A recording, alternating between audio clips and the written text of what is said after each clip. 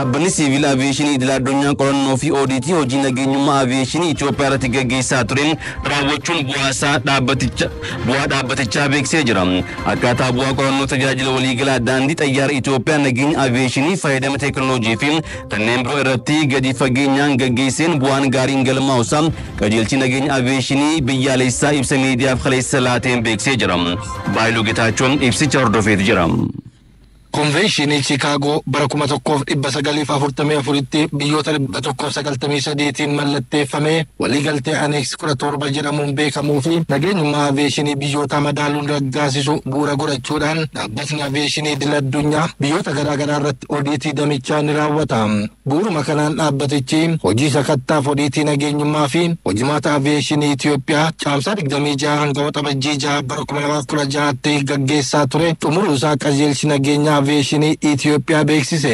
Daayireektar olaanaan qajeelcha aviyeeshinii fi Itoophiyaatti qindeessaan dhaabbata siviil aviyeeshinii idil addunyaa obbo Siraat Qajeelaa ibsa miidiyaaleetiif kennaniin bu'aan oodiitii dhaabbatichaan argame gaarii ta'uu dubbatan. Barana haala adda addaatiin haala waraanaanis kooviididhaanii fi waan adda addaatiin otoo oodiitiin ta'in turte bara kana gimboota gaafa 26 eegalee hanga har'aatti waa'ee aviyeeshinii nageenyaa kana oodiitii godhanii as turaniiru har'a ifa godhanii gabaasa duraan nuu kennaniiru jechuudha.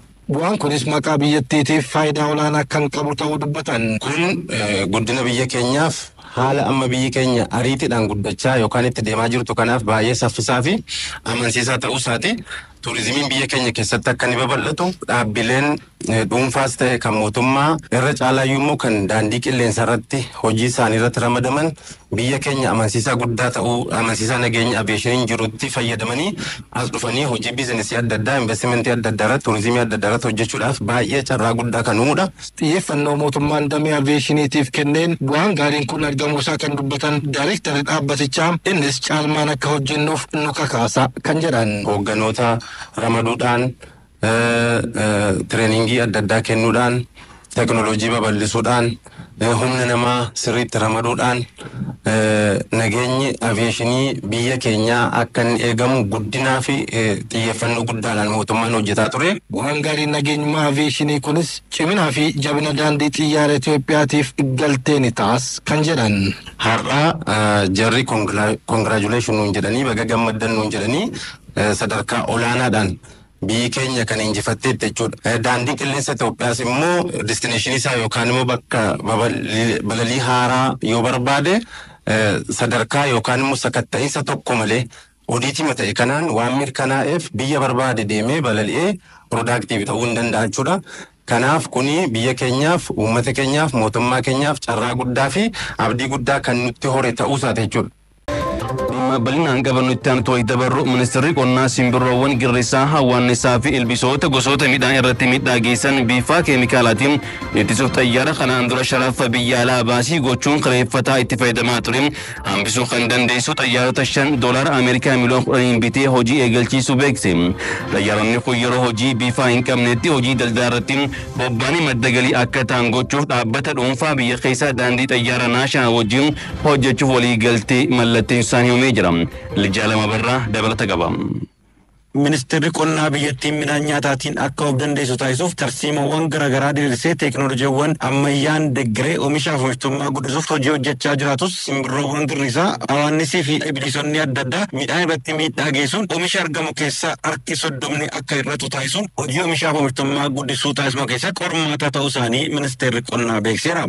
Rakkoowwan uumaman kana furuuf sharafa biyya alaa miliyoonatti lakkaa'amu baasii gochuun xiyyaarota bifa keemikaalaa gaggeessan kireeffatee itti fayyadamaa turuu isaas ministeerichatti hojii raawwachiisee olaanaan eegumsa midhaanii obbo Balaayinee Nugusee ibsa miidiyaaf kennaniin eeraniiru.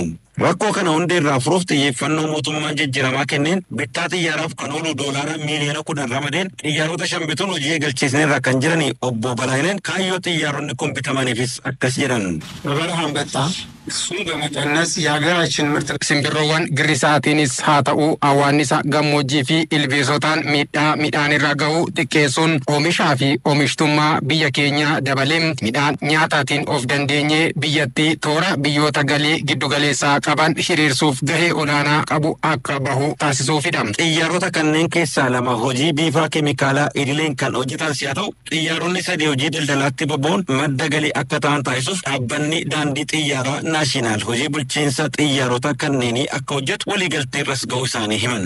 የዘለር ተባዮች በሌሉበት ጊዜ እነኚህን አውሮፕላኖች ሲምብሮዋን ግሪሳ አዋንስኒ ፊ ኢልቢሶኒ ዳንጋ ጪያኒ ሚዳን ኢረቲ ሚዳ ጌሰን የሮን ጅራኔቲ ጣያሮታ ከኔን ሆጂ ገሊ አርጋምሲሰን ከን አካ ኢትሳ በላ ቢዳ ሰኚ ሚዳኒ ፈጫሱ አልቡዳ በርባዶ ፊም ከኔን ብሮራቲ ቦባኒ አካ ሆጀታን ኒታሲፍና ሆጂ ደልደላ ብያ ኬሳቲስ ታኢም ብያ አላቲ ሆጀታሙ አባታ ዳንዲ ጣያራ ናሽናል ካምቡልቹታ xiyyaaronni kun hojii biifaa keemikaalaa farra simbirroowwan girrisaa hawaannisaa fi ibilisota biifuun cinatti hojiiwwan balaa ibiddaa ittisu to'annoo dhukkuboota barbaachuu alboodaa dabalatee hojiiwwan madda galii ta'an hojjechuu kan danda'an ammayyaawaa waan ta'aniif bulchiinsa xiyyaarota kanneenii abbummaan akka hojjennu mootummaan nu filachuu isaatti gammanneerra kan jedhani hojii raawwachiisaa olaanaan dhaabbata daandii xiyyaaraa naashinaal kaappiteen Abarraa Lammii dhimmi biyyaa dhimma waloo waan ta'eef itti gaafatamummaa isaanitti kenname kan baatan ta'uu isaanii himan. ማዘራዊ ነገር ላይ ሰዎች ተቀራርበው አብረው ነው የሚሰሩት በዛ መልኩ ነው አብረን እየሰራን ያለ ነው dhimma waloo biyyarratti walitti dhiyaatanii hojjechuun murteessaa waan ta'eef ministeera qonnaa waliin walitti dhiyaanne hojjechaa jirra qaama rakkoo furtaa'u kennattillee gammannee jirra itti gaafatamummaa nutti kennamee baachuu fi qophiidha xiyyaaronni kunneen ammayyaa waan ta'aniif hojiilee hedduu biyya keessa fi biyya alaatti hojjechuun galii maddisiisuu waan danda'aniif nulleen kana milkeessuu keessatti ga'ee keenya ni gumaachina.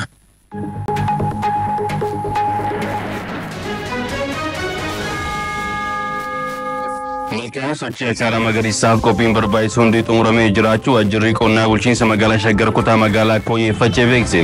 Hojii karaa dulaan qofa otoo hin taane bifa ogummaan deeggarameen kan hojjetamu akka ta'es ibsanii jiru. Ergitaa Gonfaa dabalata qaba.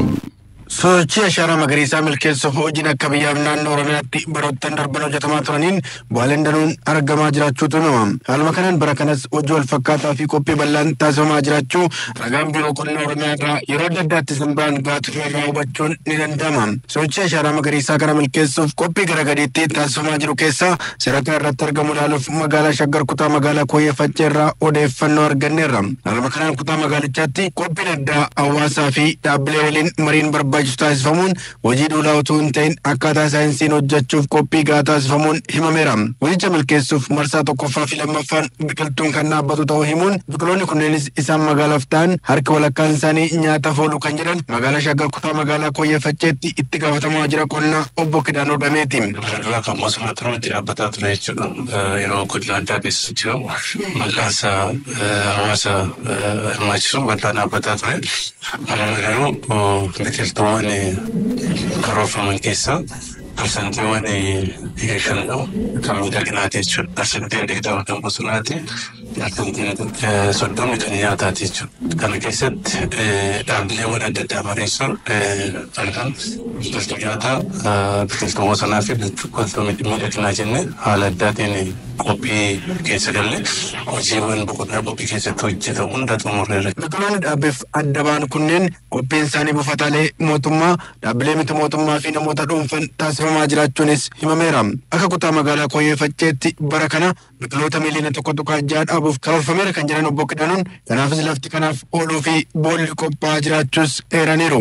Naannoo biqiltuu miliyoona 1.6 bakka kana dhaabna jennee qopheessine keessattis naannoo lafa hektaara 300 fi 20 kan qophaa'ee jiru.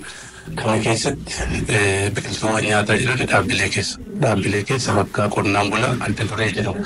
Keessumaa bara kana muduraalee adda addaa kondomneemii kana keessa hunda isaa biqiltuuwwan dhaabbatan biqiltuu nyaataatti jijjiirra jennee karoora qaban deemaa jira. Kanaafis sadarkaa mootummaatti qophaa'ee jira. Sadarkaa dhaabbileettis kan qophaa'ee jira. Keessumaa immoo hawaasni bal'aanis qarshii akkaataa itti bituu danda'u. Kana keessaa qophii keessatti amma boolloon qophaa'aa jira jechuudha. Boolloon lafa qophaa'e irratti booloo miliyoona 1 qophaa'ee jira jechuudha. Iddoon biqiltuu mallattoon itti dhaabbatan akka kutaa magaalaa Koyyee Facceetti iddoowwan 13 GPS'n adda ba'uu kan himan itti gaafatamaan waajjira qonnaa magaalichaa obbo Kidaanuu Damee akkaataan dhaabbilee biqiltuu kun qixa barbaramuun akka misuuf karaa ogummaan deeggarameen akka dhaabbatuufis hojiin dursaa hojjetamuu fi dhaabbiin boodas kunuunsaaf kan abbaan itti godhamu taas dubbataniiru. Akkaataa to'achuudhaan akka coomaa jechuudha maaliif dhaabbata eessa dhaabbata kan jedhu kun bakka hin taane dhaabuu qofa otoo hin ta'in dhaabbilee eessa dhaabne irratti kunuunsaa waan jedhu abbaatti gochuuf fara kana jechuudha abbaatti goone kan dhaabbate hunda kunuunsu kan bosonaas kan miidhaginaas eessa dhaabbata eenyu dhaabu eenyutu kunuunsa dhaabbilee amantaati dhaabbilee amantaa manneen barumsaati manneen barumsaa dhaabbileen hundi dhuunfaa yoo ta'e dhuunfaan abbummaatiin erga dhaabnee booda abbaatti goone kallattii isaan akkaataa hordofuu danda'u irrattis hubannoo waliigalaa uumne irrattis waliigalameera.